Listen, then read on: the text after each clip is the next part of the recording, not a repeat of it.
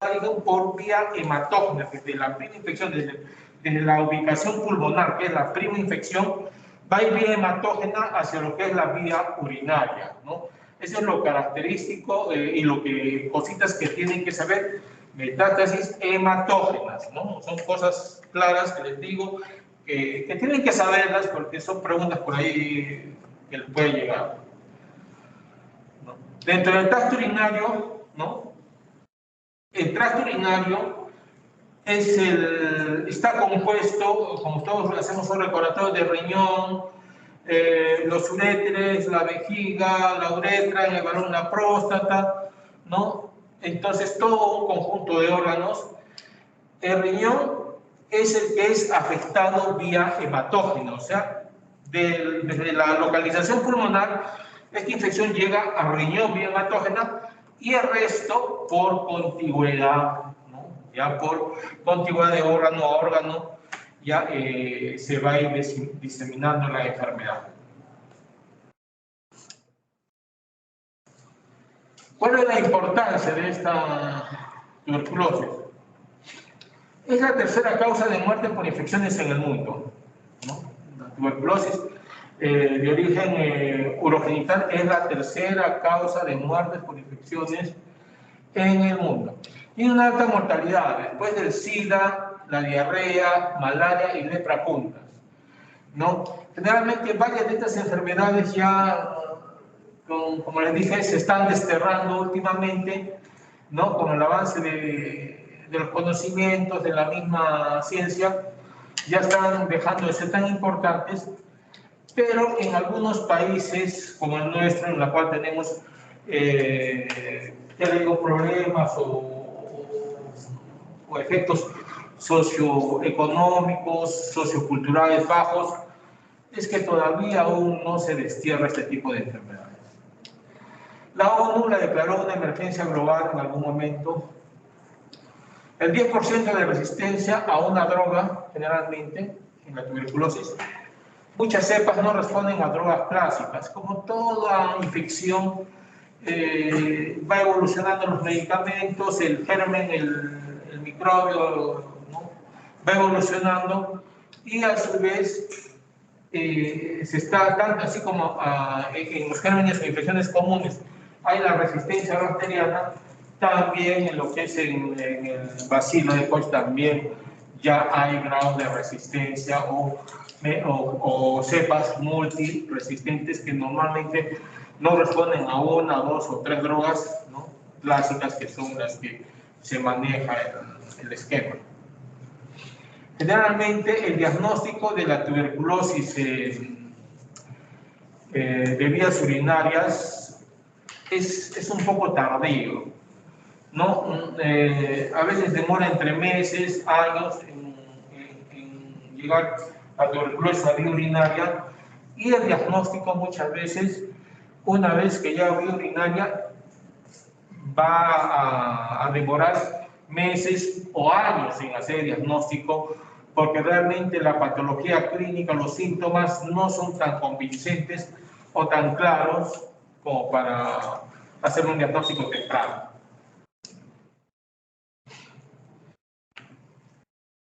Bueno, vamos a ver acá la importancia. La tuberculosis, como ustedes sabemos, la tuberculosis es una enfermedad infecto-contagiosa de alta incidencia, ¿no? Sobre todo en nuestro país, en los estratos socioeconómicos bajos, ¿no? La incidencia de casos nuevos por año dice que es 80% es pulmonar, 20% es extrapulmonar y un 5 a 15% es genitourinario, 10% infantil. Estos datos son importantes que lo sepan, como la incidencia de una TBC, digamos, genitourinaria es entre 5 a 15%, ¿no? De la cantidad total de las tuberculosis que puedan haber.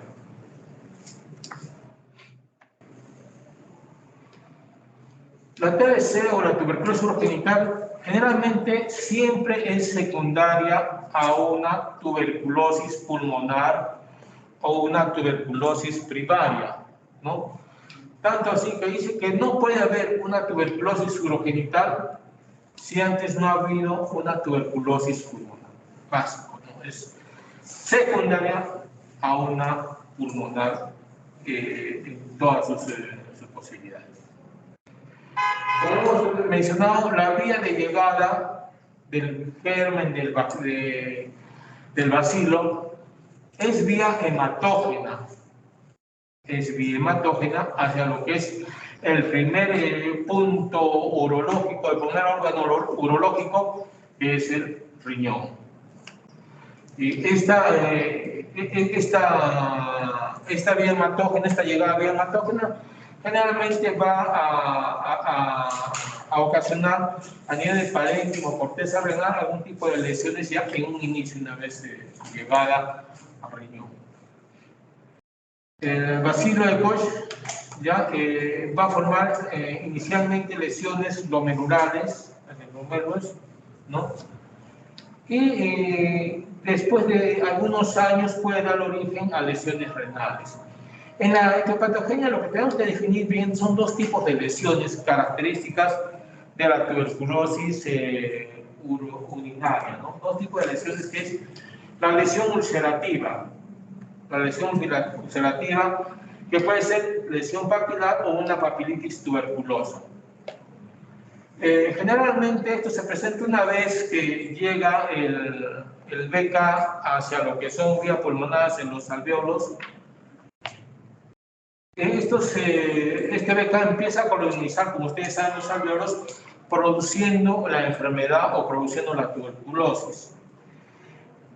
Algunos organismos, no todos hacen enfermedad, algunos la logran controlar dentro del pulmón, la controlan dentro de los alvéolos, dentro del parénquima pulmonar, ¿no? Provocando en este bacilo una fase que llamamos latente. Una fase latente en la cual el organismo controla la infección pulmonar, no da mayor manifestación, ¿no? Generalmente hay gente que está en un buen estado nutricional, en buenas condiciones, y esta fase latente puede tenerla, según la teoría, mucho tiempo, puede tener desde meses hasta años, puede estar la fase latente dentro del pulmón.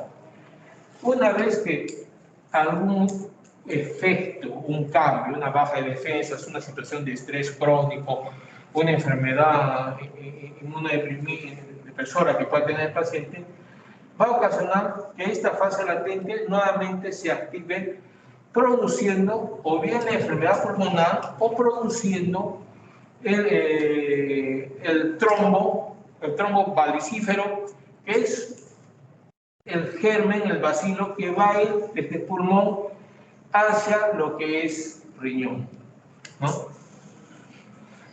Una vez que este trombo llega a riñón vía hematógena, va a producir a nivel de la corteza renal, a nivel de los glomérulos, las lesiones papilares o la papilitis tuberculosa o los tuberculomas en vía renal como primera lesión o primera instancia.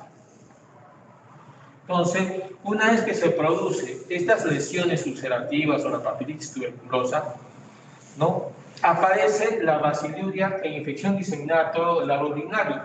El bacilo va hacia lo que es, llega hacia lo que es la vía urinaria, la cavidad urinaria, el conducto urinario, netamente, y a través de la orina va a seguir su diseminación a todo el árbol urinario, y esa orina va a llegar a través de las pelvis renales, a través del uréter, la vejiga, la próstata, la uretra, y puede llegar secundariamente a lo que es la vía o el aparato reproductor, ¿no?, a testículos o al pino o en las trompas en caso de mujeres.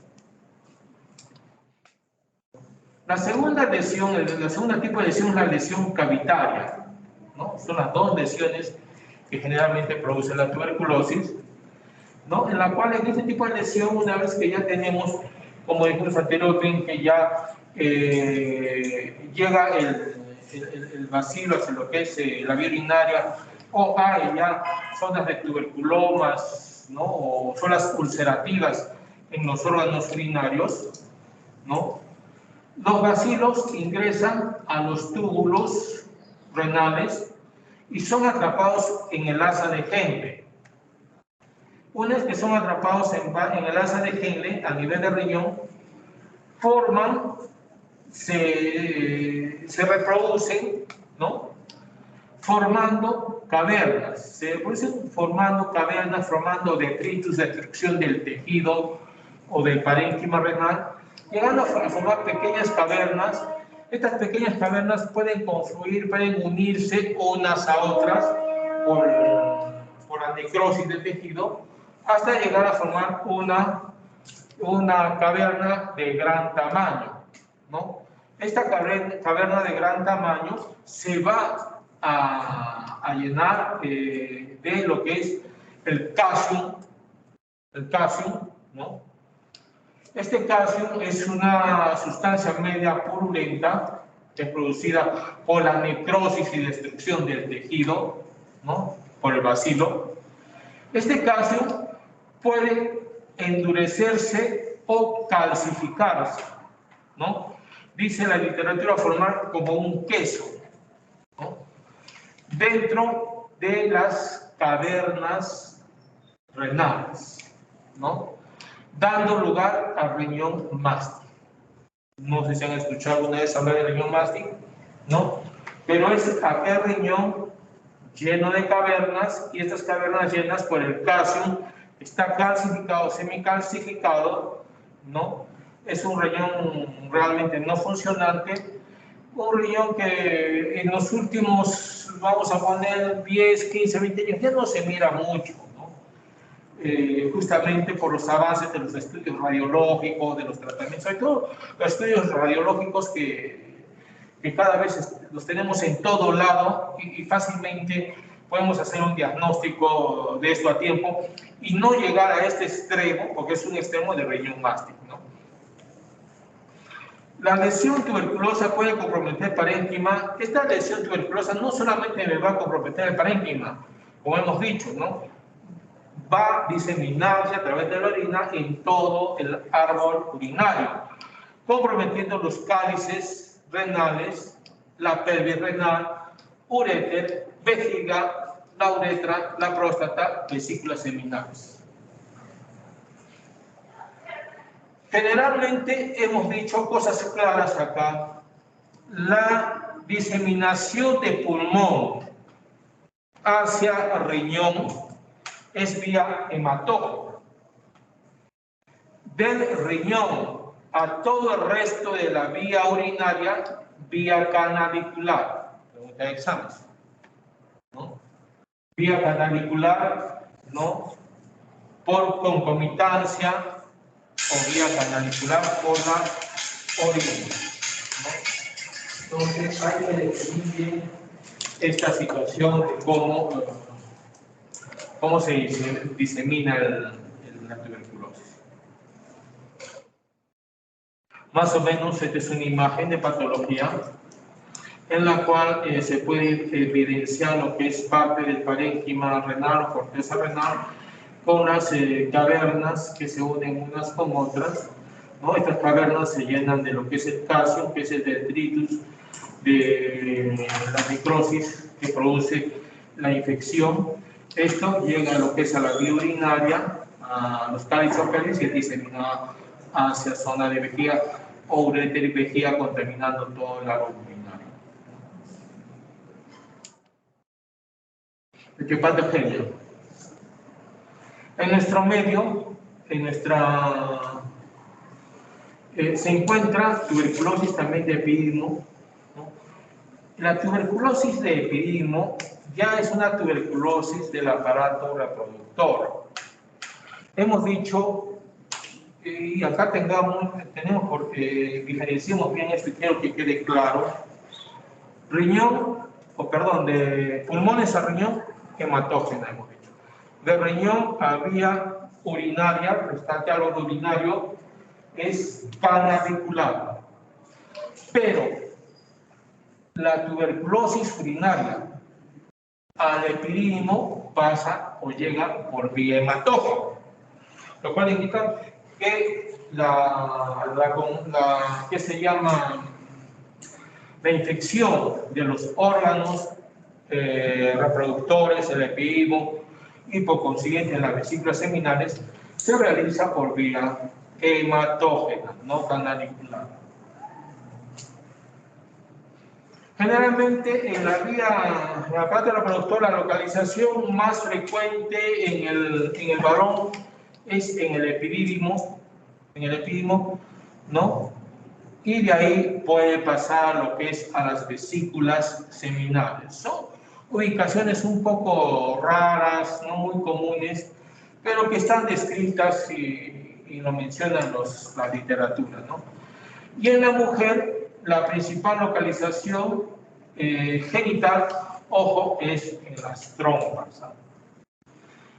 Localización genital en el hombre, la principal epidídimo. Pregunta de examen, no, de repente parece. Exámenes a futuro que puedan tener para residencia, para otras cositas. Estas cositas le toman, ¿no? La localización genital más frecuente de la TBC en el hombre, epidídimo, y en la mujer las trompas, ¿no? Tienen que saber.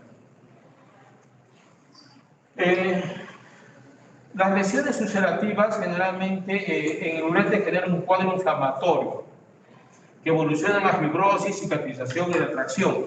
En castellano, hemos dicho, este bacilo va a ocasionar, cuando está en contacto con el tejido urinario, sobre todo con lo que es la mucosa urinaria del uréter o vejiga, puede ocasionar un grado de úlceras, ¿no? Un grado de ulceraciones, la papilitis ulcerativa, ¿no?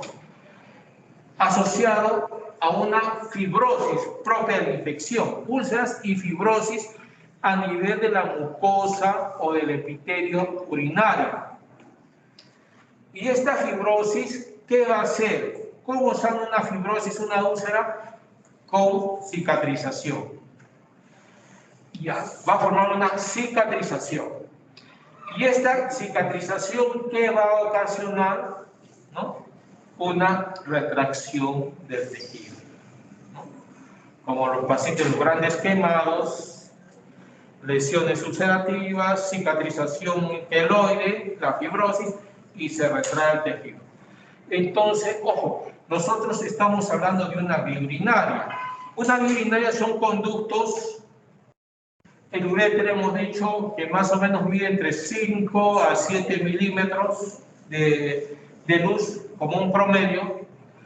Si a eso se asocia una fibrosis, esta luz va a disminuir. Y esta disminución de la luz me va a ocasionar problemas de evacuar la orina hacia órganos bajos. Va a venir los problemas de retención, de hidronefrosis, ¿no? Secundarios a la cicatrización de la retracción del tejido. Entonces, este es, digamos, en sí, se puede decir, el punto clave de las lesiones o los daños que puede ocasionar la tuberculosis en la vía urinaria, ¿no? Las lesiones ulcerativas que me van a generar a nivel de mucosa o epitelio urinario, fibrosis, cicatrización y la retracción de la mucosa del tejido. Acuérdense muy bien de eso porque ese es, digamos, el punto de todo el problema urológico producido por la TBC. En vejiga, las lesiones granulomatosas familiares alrededor de meatos y trígonos causan disuria. Estas lesiones granulomatosas pueden producirse también o pueden ocasionar lesiones ulcerosas. Esta úlcera podría ocasionar un disconfort, una incomodidad que junto con la orina, que es ácida, que es salada, me puede ocasionar una sensación de ardor, de incomodidad a nivel de la vejiga, ¿no? Lo cual se va a manifestar con la disuria, sobre todo a nivel de meatos y trígonos. ¿Y por qué sobre todo a nivel de meatos y trígonos? porque cuando la orina baja del riñón, contaminando o dañando el uréter, esta orina va a seguir arrastrando los uréteres hacia lo que es el meato ureteral, ¿no? Originando los mismos problemas a nivel del meato que produjo a nivel del uréter. ¿Cuáles? La fibrosis, la cicatrización, la estenosis de órganos, todas esas cositas. Y los meatos desembocan a nivel de la barra trigonal. Entonces, estas retracciones, estas fibrosis, estas cicatrizaciones van a alterar la barra trigonal o el trígono. El trígono es considerado como el cerebro de la vejiga, ¿no? El cerebro de la vejiga, lo cual va a ocasionar la sintomatología urinaria o la disuria que ocasiona, o que tiene estos pacientes cuando la infección llega a lo que es vejiga. Estos meatos ureterales, los meatos ureterales son las desembocaduras de los uréteres a nivel de vejiga, al igual que las zonas de uréter, que las mucosas pueden ulcerarse, cicatrizarse, estenosarse, retraerse, ¿no? Y si hay una estenosis, ¿qué va a causar esta estenosis? Una dilatación anterior producto de la orina que no puede pasar por esa estenosis, ¿no? Entonces, el punto de daño patológico del BK siempre son estas lesiones ulcerativas, inflamatorias que cicatrizan, fibrosan y obstruyen la vía urinaria, tanto en el ureter, en el meato ureteral, y ahí van a ver hasta en la vejiga, ¿no? En vejiga, esto va a producir los síntomas irritativos producto de la inflamación del trígono. Las lesiones vesicales generalmente son extensas. Si en un uréter que es, ¿qué les digo?, pequeñas extensiones de tejido de mucosa, logra ocasionar estrecheces, fibrosis, dilataciones, ¿qué me puede producir este microorganismo en la vejiga, que es un campo amplio, abierto de la vía urinaria, donde se acumula la orina y se acumulan en un paciente tuberculoso los bacilos ahí, y ahí están por más de 3-4 horas hasta la espera de la admisión? Entonces, el daño a nivel de vejiga es mucho más agresivo por el tiempo que tiene la orina y el bacilo en la orina, ahí en la mucosa. Y siempre el daño se va a ir a lo que es el epitelio, la mucosa, y en algunos casos en la vejiga puede llegar hasta la capa muscular de la vejiga, ocasionando, como siempre, lo característico, las ulceraciones, las fibrosis, las inflamaciones, las cicatrizaciones secundarias, ¿no? Y esto me va a ocasionar las estenosis, produciendo en este caso la microvejiga. La microvejiga es una vejiga que se ha fibrosado tanto que ya pierde la dilatación de su pared. Es como un cartón, un cuero ya que se ha engrosado, se ha fibrosado, producto de la cicatrización masiva, ¿no? Y esta vejiga pierde la capacidad de dilatación, de dilatarse, lo cual va a originar la microvejiga, que son vejigas pequeñas generalmente, que se ha visto que algunas llevan entre 45 a 50 centímetros cúbicos de orina de capacidad, y no más. Se ha reducido tanto que imagínense que una vejiga que en una mujer puede aguantar hasta el estímulo de una mujer para la admisión son entre 300 a 350 centímetros cúbicos de orina. En un hombre son un promedio de 200 a 250, solamente tengo una capacidad de 40 a 50 centímetros cúbicos. Entonces, estos pacientes van a estar miccionando cada rato. Se llenan los 45, 40, 50 centímetros cúbicos de orina en la vejiga y los va a llamar a orinar. Micciona. Y a los 20 minutos, media hora, nuevamente se llena y nuevamente la misión, entonces tienen un aumento de frecuencia urinaria patológico producto de una vejiga, una microvejiga, producto consecuencia de una tuberculosis, un daño vesical producto de una TBC urinaria.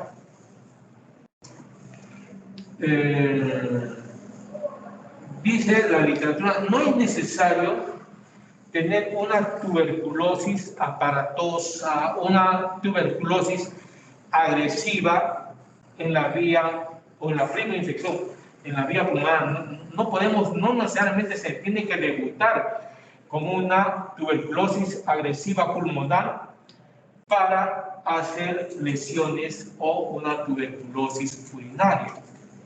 ¿Ya? No es requisito indispensable, ¿no?, que tengamos una tuberculosis agresiva pulmonar para tener una tuberculosis o lesiones en las vías urinarias.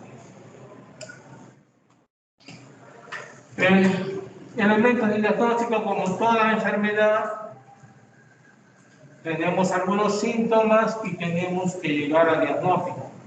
¿En qué nos vamos a basar para hacer un diagnóstico de una tuberculosis urinaria?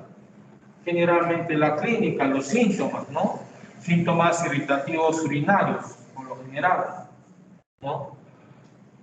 Lastimosamente una tuberculosis urinaria, ¿qué más me va a dar, no?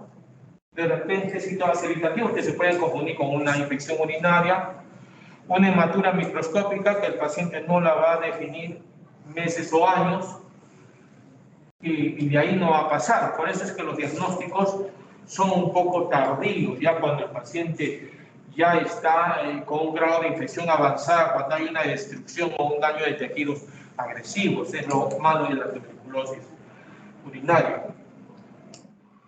También nos basamos, como toda enfermedad, en laboratorio, ¿no? Exámenes de laboratorio, exámenes radiológicos, histopatológicos, endoscópicos, como vamos a ver, o algunos criterios de los especialistas, ya que por la práctica, el día hay que hacer diario, cotidiano, como dicen, al ojo pueden hacer diagnóstico de una tuberculosis, tanto pulmonar como urinaria, ¿no? Vamos a hacer la práctica. Realmente son, como digo, patologías que, si nosotros la comparamos con hace 10, 15 o 20 años, están, digamos, un poquito desterrándose, gracias a Dios, ¿no? No vamos a encontrar la fase de tuberculosis urinaria pulmonar en estos días comparado a los que teníamos antes, que eran aparatosos y muy agresivos, y la misma cantidad de casos. Generalmente en la clínica, el 75% de los pacientes dicen que tienen menos de 50 años. Estamos hablando de menos de 50 años en una población ¿no?, activa, una población económicamente activa, productiva, ¿no? Y por eso esta patología afecta a veces la producción de las empresas, ¿no? Porque los tratamientos son largos, a veces el paciente tiene que estar meses en casa, y eso va a afectar la producción. Es más frecuente en el sexo masculino que en el femenino, más o menos de 2 a 1. El periodo latente, dice, para una tuberculosis urinaria, desde el momento en el cual se produce una tuberculosis pulmonar a la tuberculosis urinaria, puede llegar entre 10 a 40 años como promedio. Entonces, no es que yo tengo una tuberculosis hoy día, mi amigo tiene el día, mi familiar, y de acá a 1, 2, 3 meses, un añito va a dar la tuberculosis urinaria, ¿no? En algunos casos hay una etapa latente, una espera de 10 a 40 años entre una y otra infección, ¿no?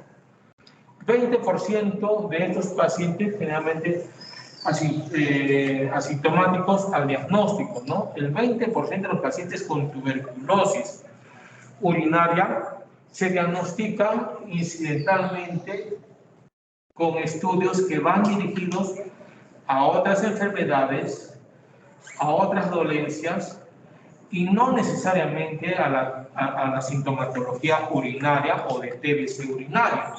Es por eso que hemos dicho que el diagnóstico es tardío, porque no me da molestias, y el 20% de estos son diagnosticados sin ningún síntoma, incidentalmente a un control, o una ecografía, una radiografía, un examen de orina, y ahí nos hace sospechar la infección. La forma habitual de presentación es la cistitis crónica de entrada o cistitis crónica primitiva, ¿no? La cistitis crónica de evolución solapada, insidiosa, a predominio polapiúrico, con orina piúrica y urocultivo estéril. ¿Qué significa esto?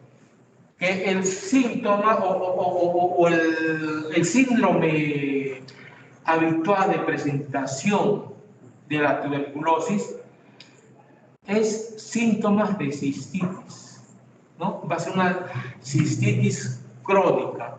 Difícilmente la tuberculosis me va a dar sintomatología renal, pese a que el riñón es el primer órgano que es colonizado por el BK, pese a que el primer daño de la vía urinaria va a ser dañado el riñón, puede estar con sus con lo que son sus cavernas, pero muy poco me va a dar manifestaciones clínicas.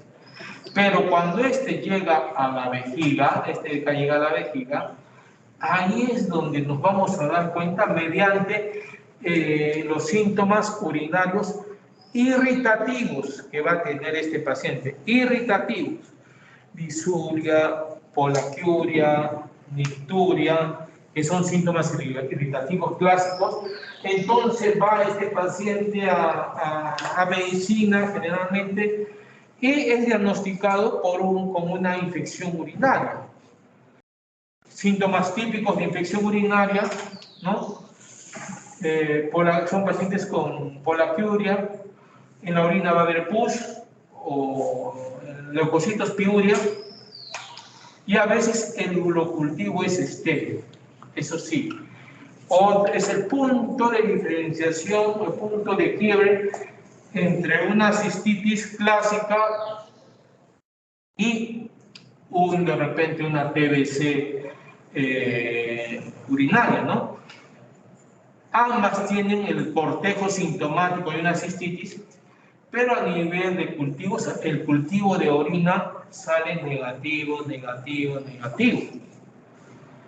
Entonces el médico, como pensamos a veces hasta cierto punto y nunca hemos visto una tuberculosis de vías urinarias, y muchas veces nos imaginamos que existe eso, antibiótico, antibiótico, antibiótico, antibiótico, 1, 2, 3 meses, 6 meses, 1 año con antibióticos.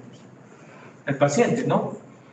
En urología tenemos lo que es la cistitis intersticial, que son también síntomas urinarios irritativos en la mujer, sobre todo con cultivos negativos, que también podría encajar en este cuadro como un diagnóstico diferencial. O sea, hay patologías que nos van a confundir. Por eso, generalmente ustedes pónganse a leer lo que es clínica de la tuberculosis, se confunde mucho con la cistitis. Y esta confusión hace que retrase el diagnóstico por los múltiples tratamientos y tiempo que se pierde en tratar una cistitis no existente, ¿no? Que está enmascarando a una TBC urinaria.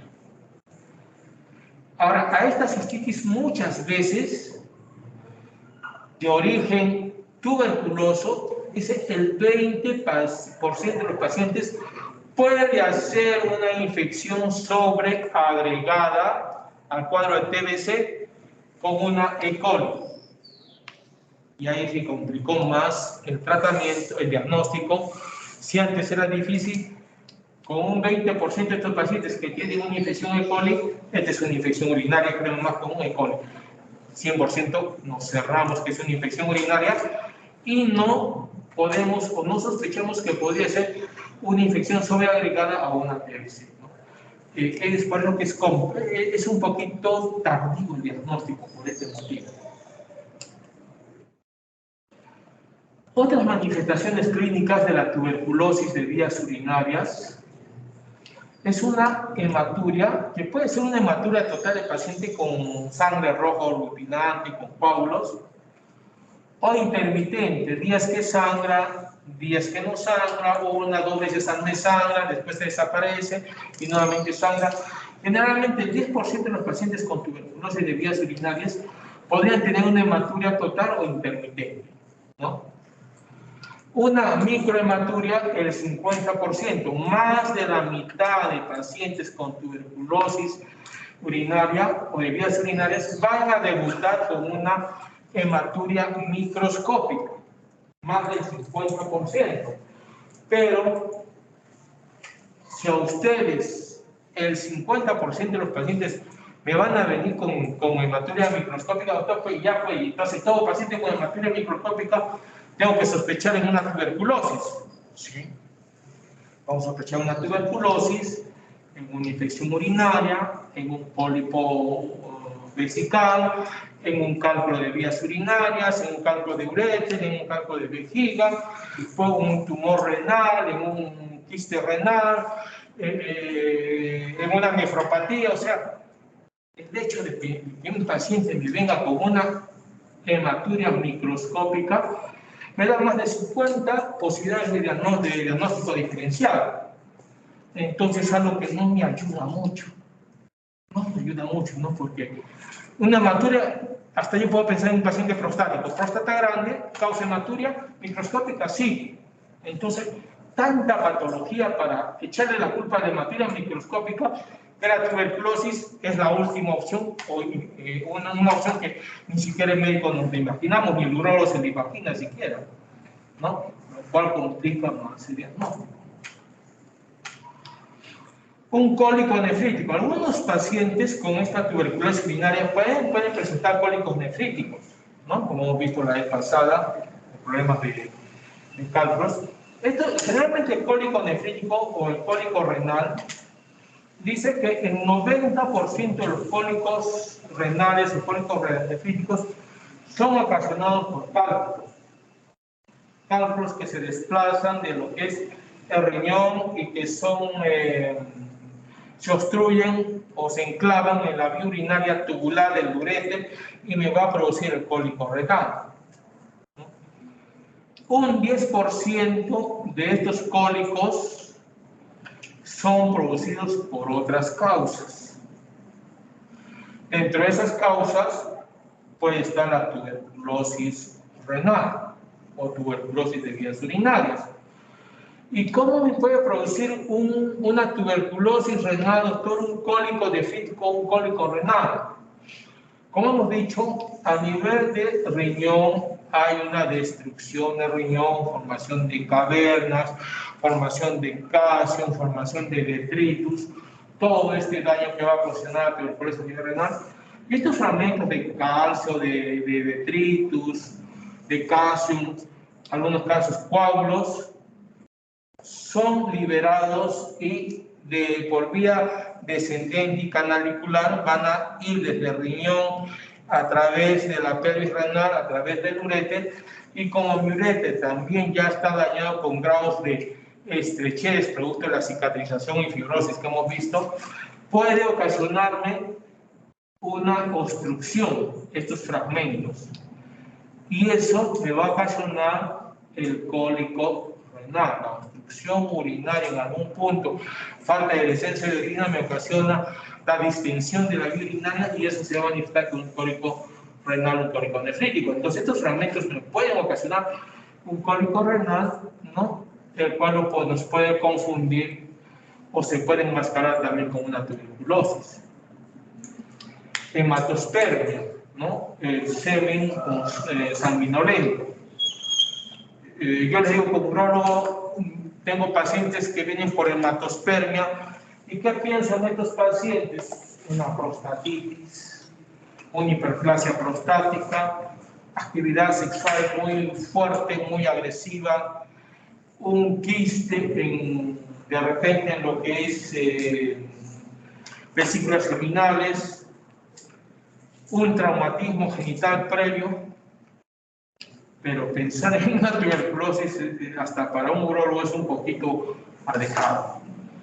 Pero no hay que descartar esa posibilidad. Paciente con hematospermia, como hemos dicho en otras clínicas, en otras manifestaciones, hay tantas cosas que me pueden ocasionar hematospermia, que lo último que pensaría es una tuberculosis, sinceramente. Y a estos pacientes les pido ecografías, les pido un tracto rectal, estudio de esperma, ¿no?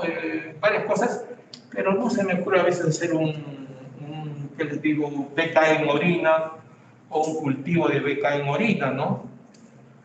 Cuando por ahí puede estar el origen. Es que es algo que ya no se ve tanto, que hasta estamos olvidándonos realmente de esta patología, de los exámenes, de los síntomas que puede ocasionar la técnica, que puede ocasionar la TBC urinaria. Algunos pacientes pueden tener astenia, anorexia, adelgazamiento. ¿Me dice algo eso? Una gripe fuerte, un resfriado me puede dar astenia, anorexia, adelgazamiento. Puede ser una infección intestinal. Cualquier enfermedad me puede dar esto.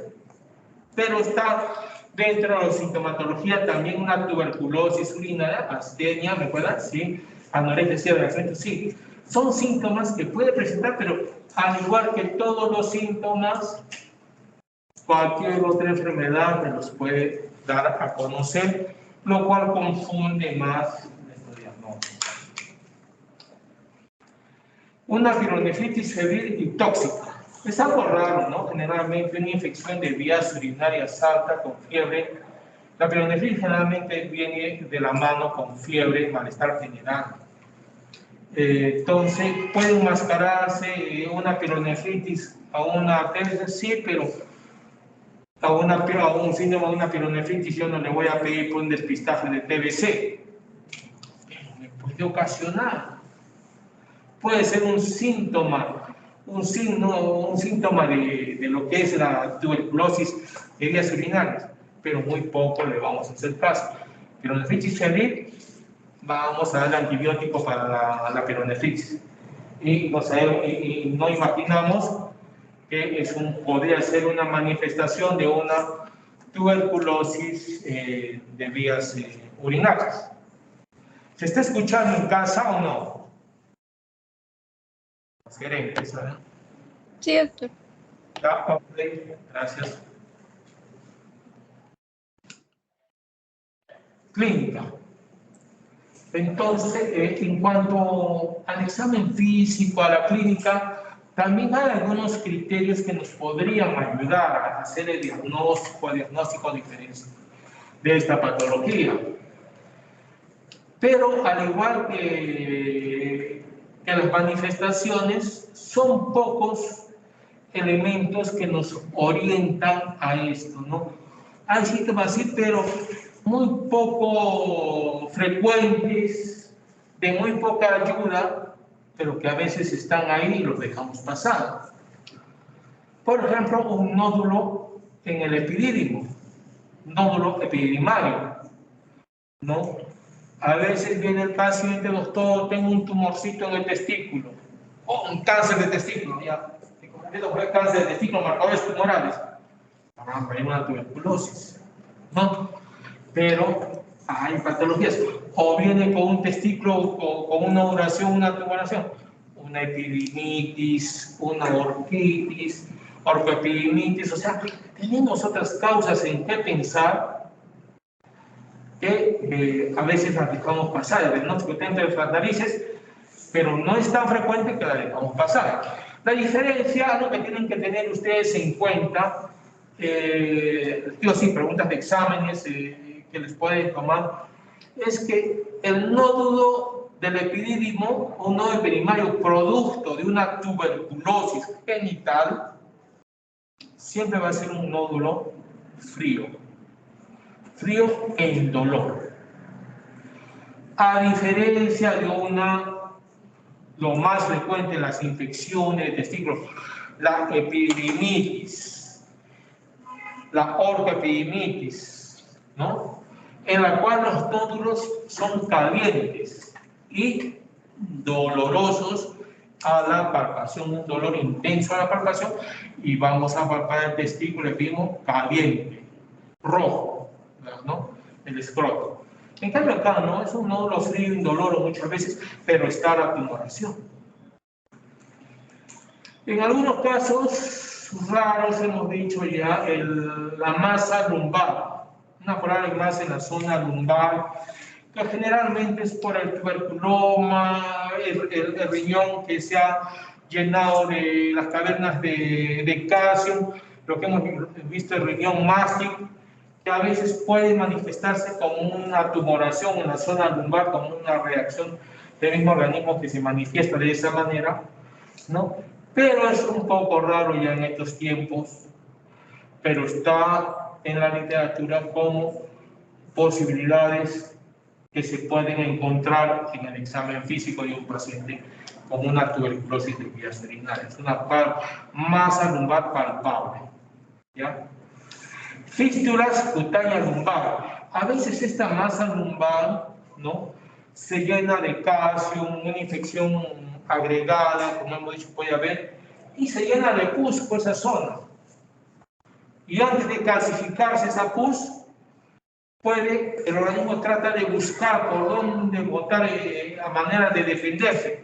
Y se abre la fístula lumbar y por ahí el paciente empieza a botar la pus o el calcio del riñón, ¿no? Es, como dice acá, excepcional, rarísimo. ¿Qué les digo? De repente, en estos casi 20 años, no lo que tengo, unos 2, 3 casos por ahí habré visto, no más, no es lo más común. Lo que sí he visto son fístulas escrotales. Más que fístulas lumbares, he visto fístulas escrotales producto de una tuberculosis genital en epidídimo y que este epidídimo se ha llenado de pus o de calcio y esto ha hecho de que se fistulice hacia el escroto, hacia afuera y alguna vez me acuerdo, un muchacho se me confundió el diagnóstico con una epididimitis abscesada, ¿no? Tanto así que entramos a sala de operaciones, me acuerdo con este muchacho, y sacamos, fuimos a hacer una exploración testicular porque no sanaba la pus, no cerraba la fístula, a pesar del tratamiento, las curaciones, una exploración quirúrgica, y realmente se notó un testículo, fue un epidídimo que se hacía pedazos, que no era característico de una epididimitis común y corriente. Entonces ahí me entró la duda y esa secreción purulenta la mandé a estudiar, a hacer un examen citológico y se encontró ahí BK, ¿no? Entonces era una tuberculosis de epidídimo, una tuberculosis genital, ¿no? Y se confunde, ¿no? Nos confundimos con un problema de otro tipo. Entonces, son tan raros los casos, ¿no?, que a veces, como le digo, pensamos en lo más frecuente y quitamos de vista lo infrecuente. Ahora, también, ¿qué se llama? Esta tuberculosis, como digo, nos puede comprometer hasta las vesículas seminales del epidídimo, puede pasar a la vía seminal, ¿no?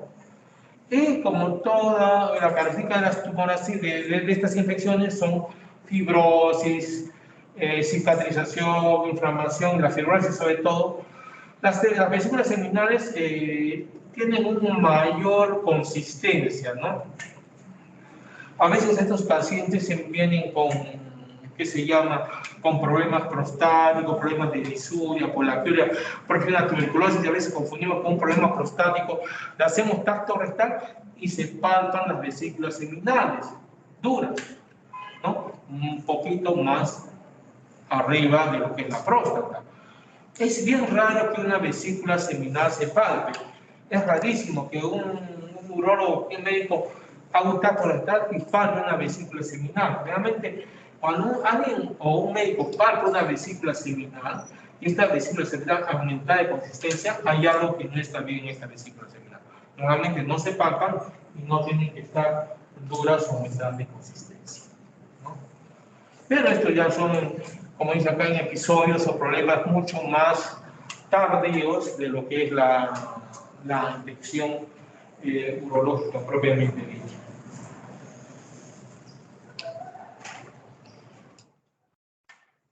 En suma, el diagnóstico de TB urinaria se plantea en presencia de cuando debemos plantear el problema de una tuberculosis urinaria. Pregunta de examen. Cuando tengo un paciente con cistitis crónica que no cede al tratamiento clásico, sospecharé tuberculosis de vías urinarias. Piuria ácida y resistente, ¿no? Piocitos, leucocitos o piocitos en la orina que no ceden al tratamiento clásico. Una hematuria, generalmente el 50% microscópica que me puede tener el paciente, o hematopiuria, ¿no? Hematuria o hematopiuria en la orina son puntos que tengo yo ya que, con el conocimiento que se ahora, ya planteo sospechar dentro de mis diagnósticos diferenciales de una tuberculosis urinaria. Epidimitis caudal o fría, una epidimitis, un nódulo, una tumoración de epidimo, ¿no? Que no sea dolorosa la palpación, que sea una tumoración fría, hay que sospechar de una tuberculosis. Y una persona con tuberculosis previa. Ojo, una persona que ha tenido tuberculosis previa o contacto con tus pacientes tuberculosos, no ayer, no anteayer, hasta 20 años o 30 años atrás, ¿no? Hay situaciones en las que el paciente está con síntomas irritativos, hematuria, cultivos negativos. Señor, señora, ¿de casualidad alguna vez en su vida tiene tuberculosis? No. ¿Contacto con algún familiar con tuberculosis hace 10, 15, 20, 30 años atrás? Así que mi papá se murió con tuberculosis cuando yo estaba de 20 años. ¡Pum!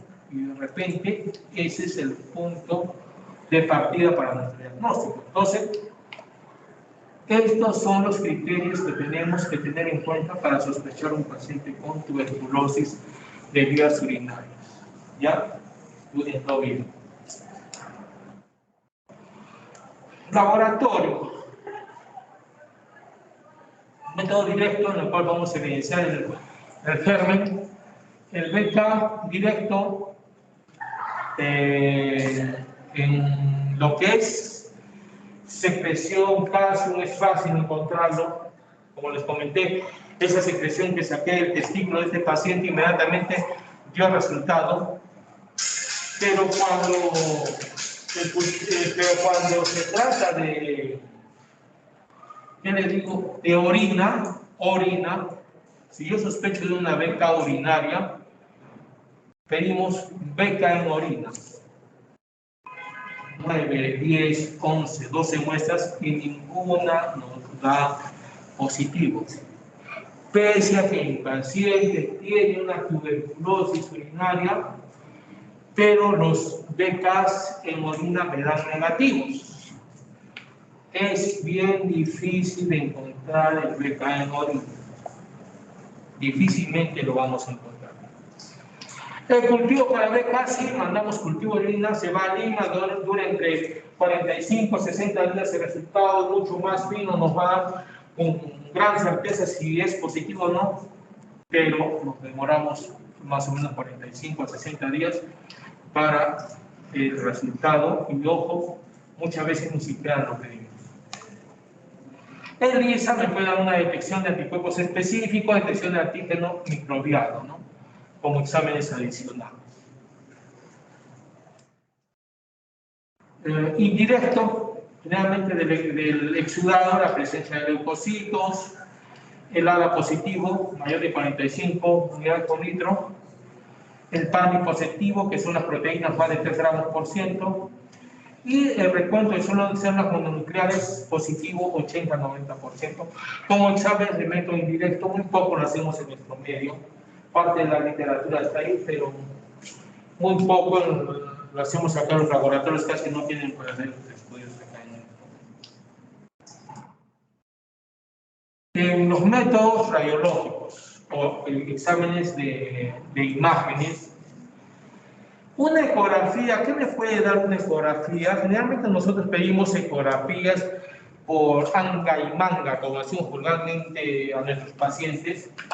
Una ecografía, que es lo básico que yo pido, me puede dar una hidronefrosis renal, una hidronefrosis o dilatación del uréter, o me puede decir una microvejiga. Ya una ecografía me puede orientar a eso, ¿no?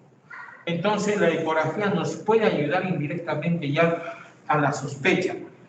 Pero si yo tengo una ecografía en la cual me dice una hidronefrosis renal, una microvejiga o un uréter dilatado, tengo que llegar a un punto de usar un examen con contraste. Y la urografía excretora es un examen, como dice, irreemplazable para el diagnóstico de lo que es una tuberculosis de vías urinarias. No pierde su vigencia en tuberculosis, más de 50, 60, 80 años este examen y todavía es vigente. Da elementos morfológicos de forma y funcional del aparato urinario. Me va a dibujar la vía urinaria, el riñoncito, cáliz superior, medio inferior, los cálices, el uréter, la vejiga, ¿no? En ambas unidades renales, ambas pelvis, ambos uréteres, y la vía urinaria. Esta es una urografía normal, ¿no? Se produce orina, desciende la orina por los uréteres y, ok. Algo claro que tienen que saber ustedes para su práctica cotidiana y diaria como médicos: los uréteres jamás se van a ver completitos en un estudio de urografía. Jamás. Por el peristaltismo que tiene, contraste se va a ver en unas zonas, en otras no, otras sí, otras no, unas sí, otras no, unas menos, otras más. Eso es lo característico de una vía urinaria o una urografía normal. Cuando yo vea un uréter que se pinta en toda su extensión, caramba, hay algo que no está bien ahí. Eso no es normal. Lo normal es esto, ¿no? El diagnóstico de secuelas post-tratamiento o segundas renales. Generalmente este examen nos ayuda para ver, uno, hacer el diagnóstico, y dos, nos ayuda para ver las secuelas, ¿no? Una vez que el paciente haya recibido el tratamiento, para hacer su control posterior, su control futuro, ¿no? Con tratamiento, estaba así pre y post tratamiento, como está, me va a ayudar bastante estos estudios. El 95% de los pacientes van a tener una alteración en la urografía excretora. 95% de los pacientes con tuberculosis de vías urinarias, ojo, van a tener una alteración de la urografía excretora. O sea, de 100 pacientes que yo voy a hacer con tuberculosis de vías urinarias, 95 me van a dar algún tipo de manifestación en la imagen, sea renal, pelvis, uréter o vejiga. Pero voy a encontrar un 95% de pacientes. O sea, es un examen certero, el 95% de certeza. Generalmente vamos a ver acá el riñón mástico o riñón en masilla, que es este riñón, ¿no? Que da aspecto de un cálculo coraliforme grande, parece, un cálculo coraliforme de la casada. Ese es un riñón mástico, que se ha calcificado el calcio como un queso que dijo, y da esa imagen, ¿no? Un riñón mástico. Una imagen que guarden en su cabecita, en su mente, porque difícilmente la van a volver a ver como médicos bien claro. Estenosis de los cálices, generalmente los cálices que tienen que ir como puntitas, canalitos van hacia lo que es el parénquima renal, se estenosan, se cierran y dan una imagen de un mango, hay algo cerrado. Cavernas, cuando las cavernas se llenan de caspa, ¿no? Unas con otras se juntan formando cavernas más grandes, las cuales se llenan y van a originar el riñón mástico, ¿no? ¿Esto en qué lo estamos viendo? En la urografía excretora. Ojo, acá miren, el uréter jamás se ve completito, se ve completo. Y vemos acá estenosis del uréter, como dice en imagen en collar de perlas. La perlita cerrado, estenosis, una dilatación, esta estenosis me pasa una dilatación, otra estenosis, otra dilatación, estenosis, dilatación, estenosis. Toda estenosis me va a ocasionar una dilatación secundaria, ¿no? Lo característico de las estenosis es eso, y lo característico de la lesión en uréter de la tuberculosis. Esta misma lesión la tienen a nivel del conducto deferente, ¿no? En Rosario, acá imagen en Rosario, llaman, en el cual el conducto deferente da esa sensación de dilataciones, ¿qué les puedo decir? Tejido normal, dilatación, tejido normal, dilatación, típico de la tuberculosis en órganos tubulares como el uréter y el deferente.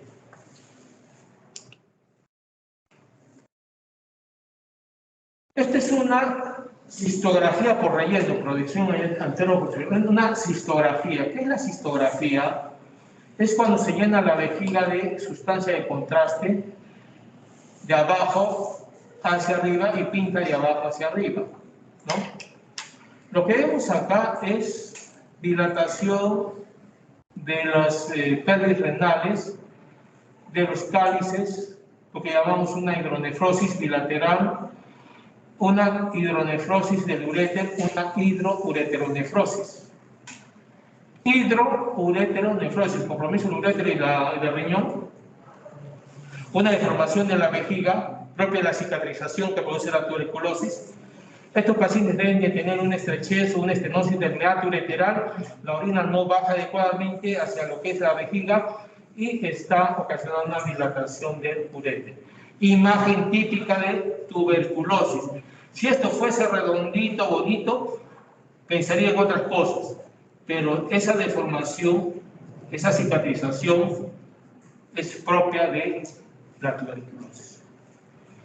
Vemos acá, igualito, la hidroureteronefrosis, dilatación del uréter, de toda la cavidad renal, de la pelvis renal y del uréter hasta hacia cola por el peso, miren, y las estenosis producto de la cicatrización del BK en el uréter.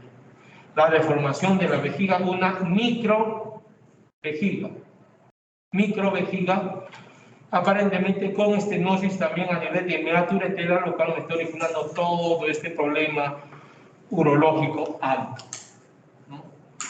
Ya en estos pacientes prácticamente con este grado de dilatación de hidronefrosis, la función renal está tirada al suelo y estos pacientes ya son pacientes con insuficiencia renal tributaria de diálisis ya, ¿no?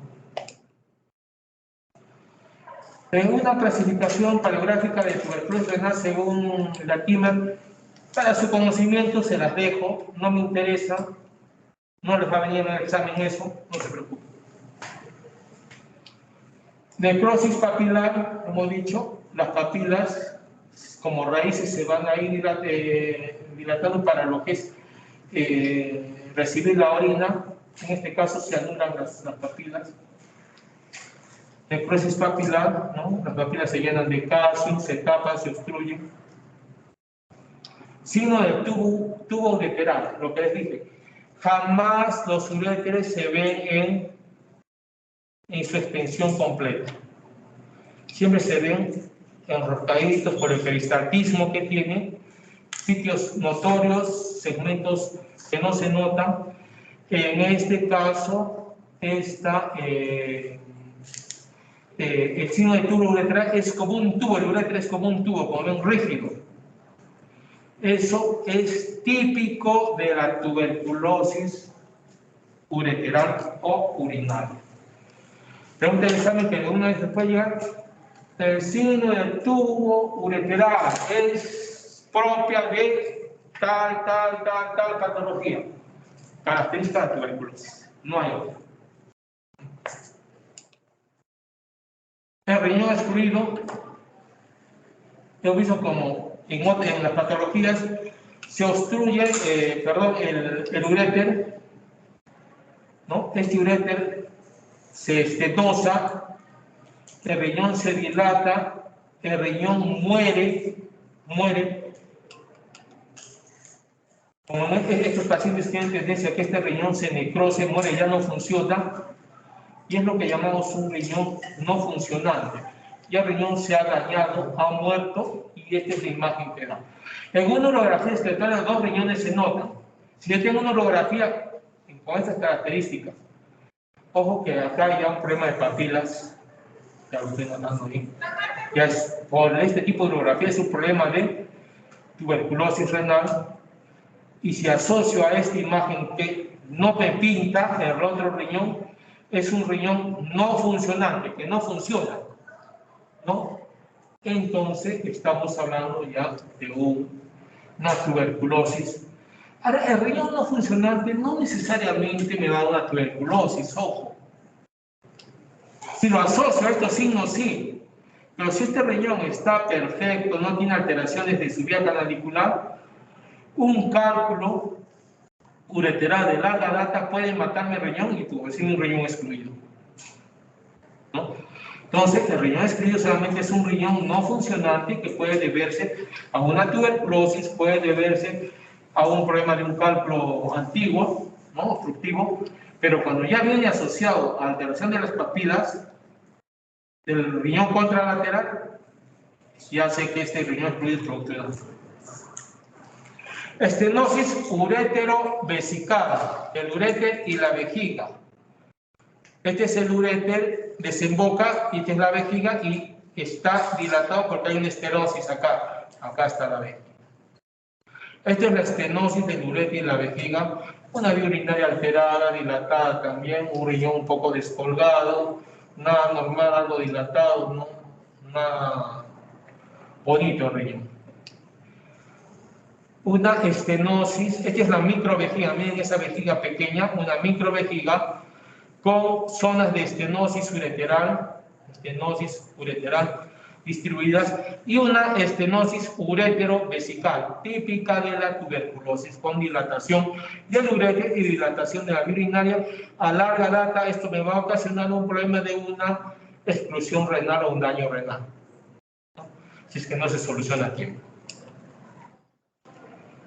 Una microvejiga tuberculosa, generalmente hemos dicho el uréter dilatado, estenosis, produce la cicatrización del meato ureteral en ambos lados, una estenosis, una tuberculosis fuerte, y ha ocasionado bien esta vejiga que no llega ni siquiera a 20 a 30 centímetros cúbicos, ¿no? Una microvejiga con el megauréter, producto de una estenosis de la unión urétero-vesical. Por eso es la dilatación. No hay buen pasaje y se dilata el uréter. Dice, una ureterografía retrógrada mostrando múltiples estenosis ureterales en collar de perlas. En collar de perlas, ¿no? Dilatación, estenosis, dilatación, dilatación, un collar de perlas propio de la tuberculosis ureteral. ¿Cuánto nos falta?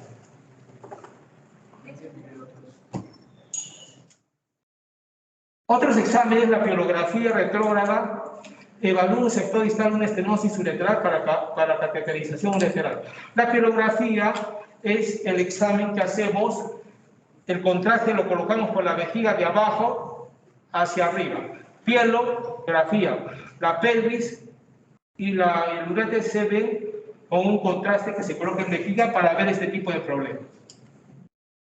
El radiograma generalmente es una gamografía en la cual mide la función renal de cada riñón. El 100% de la función renal debe tener cada riñón. Cuando un riñón me da menos del 20%, hemos dicho, es un riñón que hay que saltarlo.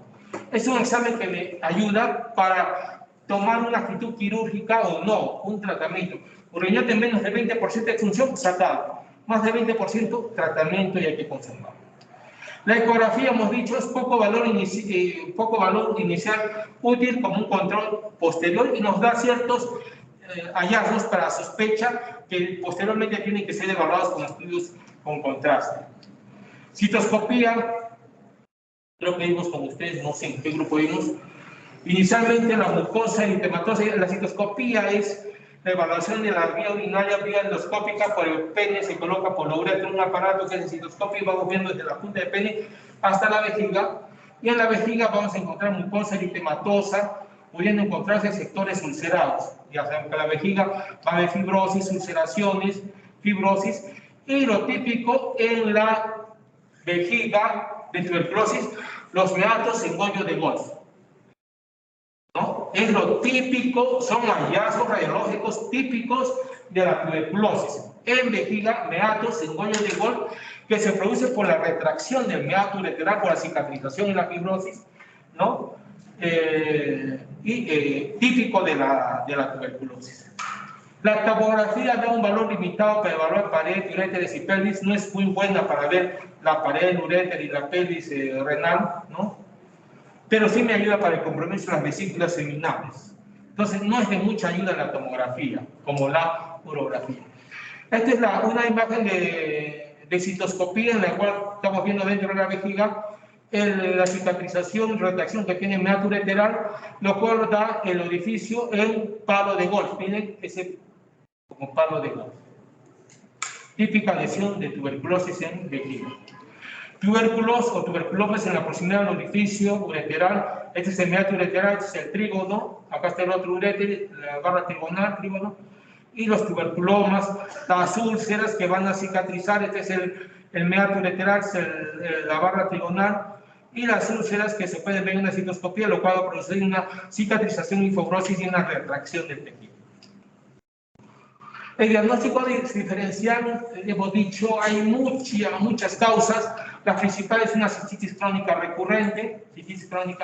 recurrente, tumoraciones que me pueden producir hematuria microscópica, igual tumoraciones, como parte del diagnóstico diferencial.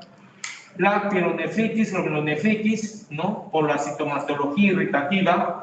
Cistitis intersticial, dijimos, por sintomatología irritativa, más cultivos negativos de orina, típico de la cistitis intersticial, típico de la tuberculosis.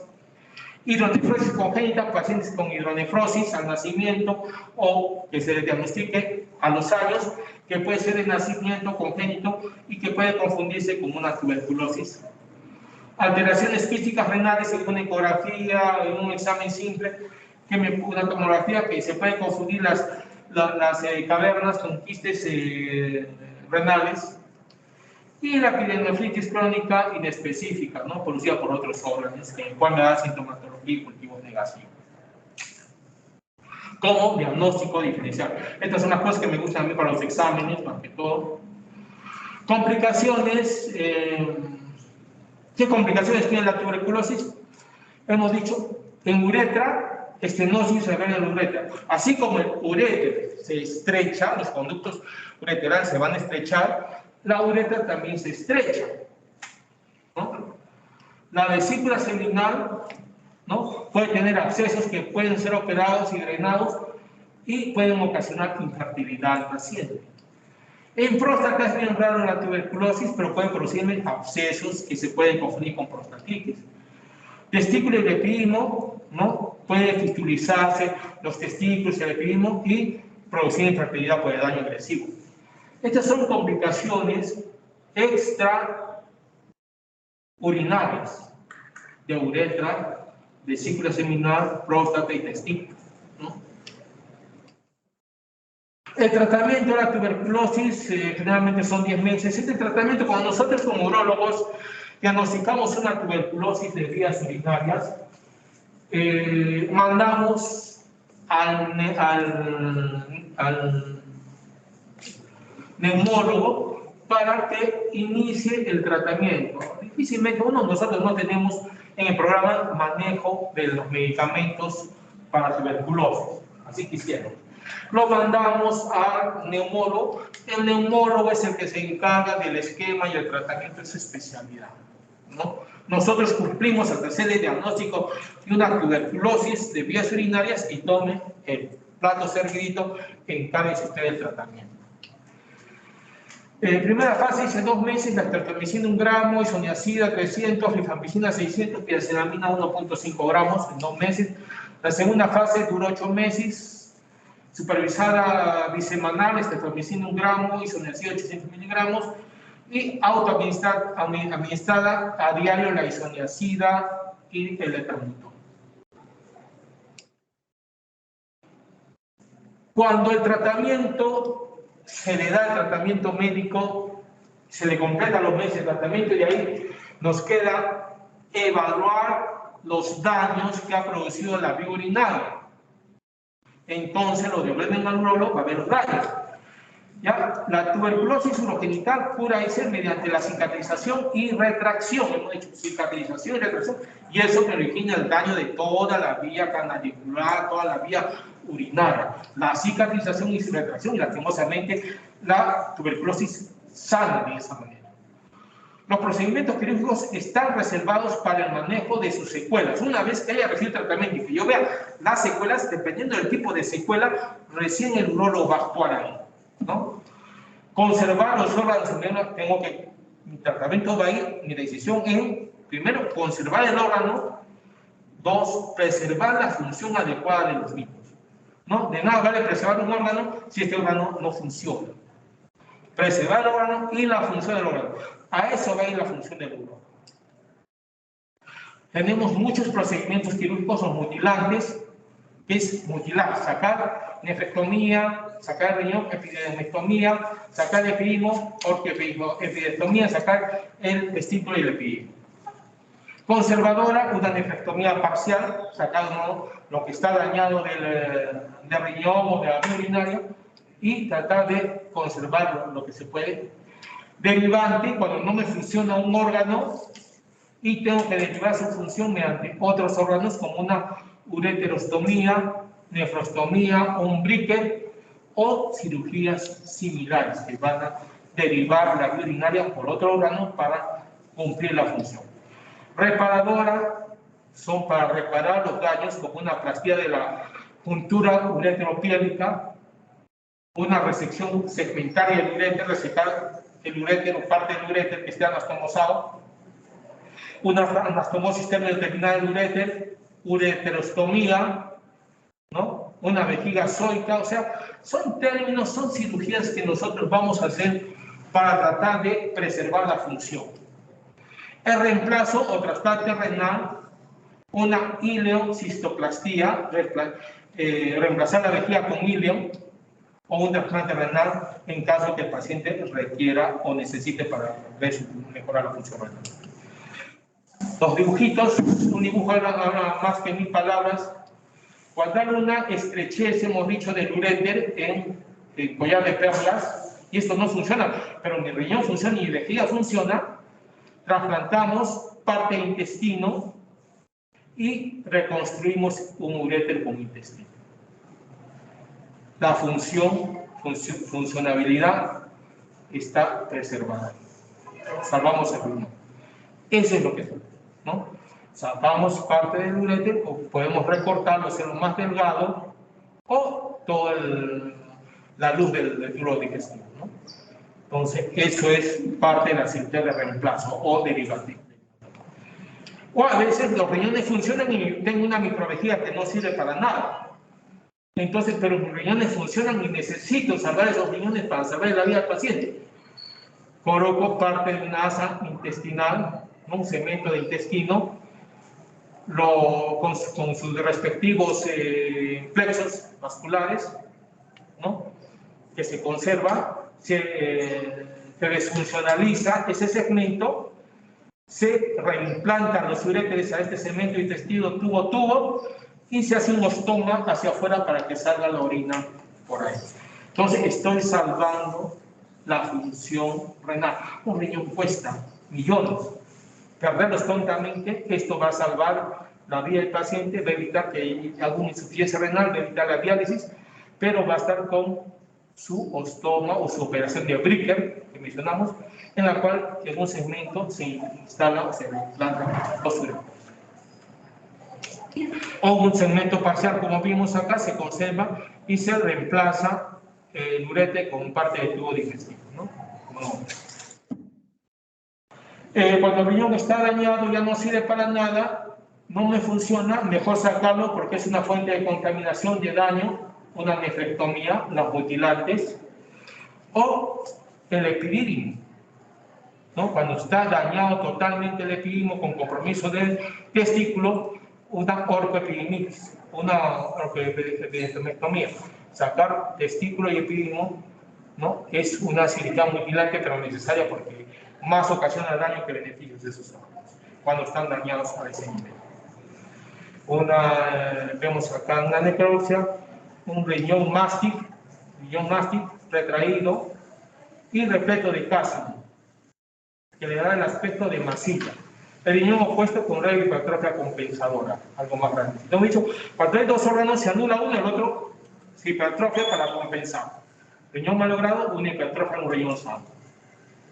TBC, ¿no? Paciente con TBC. Creo que eso es todo lo que tenemos que hablar. Acabamos a tiempo. Preguntas, dudas que tengamos. Si no, feliz Navidad y próspero año nuevo. Si es que hay calcio en el riñón, ¿se puede eliminar por la orina? Puede eliminarse segmentos de calcio que pueden contaminar el resto de la vía urinaria u ocasionar una orina con sedimento, una orina contaminada, ¿no? Pero cuando es mínimo, escaso, sí. Pero en grandes cantidades ya no, ya ese riñón hay que sacarlo. Y si tienes así más o menos, ¿cómo sería su aspecto? De aspecto purulento, una orina con sedimento y purulento, o sedimentosa, blanquecina. ¿Algo más? ¿Quién está en el grupo más tarde de acá? ¿Cómo te llamas? Carla. Carla. ¿Quién más está? Nadie acá, la única sobreviviente. No, creo que no me. ¿Qué más quieren saber? ¿Algo más? ¿Ah? ¿Algo más quieren saber? ¿Al auditorio algo más?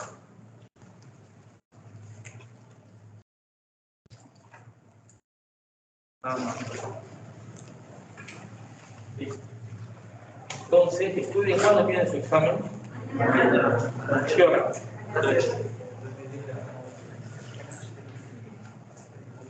10.